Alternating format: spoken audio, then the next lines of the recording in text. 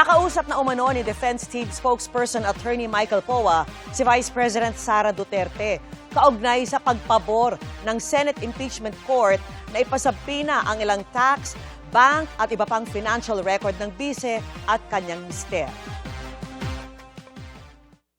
Sinabi ko naman sa kanya that we have already requested for the certified true copy of that ruling.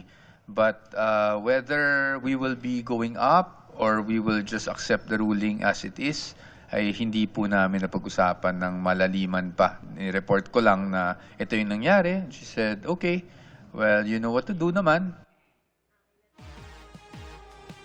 Ayon kay Poa, nasa The Hague, Netherlands ngayon si Duterte. Sa isang pahayag, kinumpirma ng Office of the Vice President na umalis ng bansa ang bise para sa isa umanong overseas trip.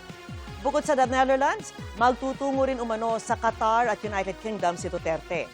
Pagdidiin ng OVP, walang ginamit na pondo ng gobyerno sa biyahe.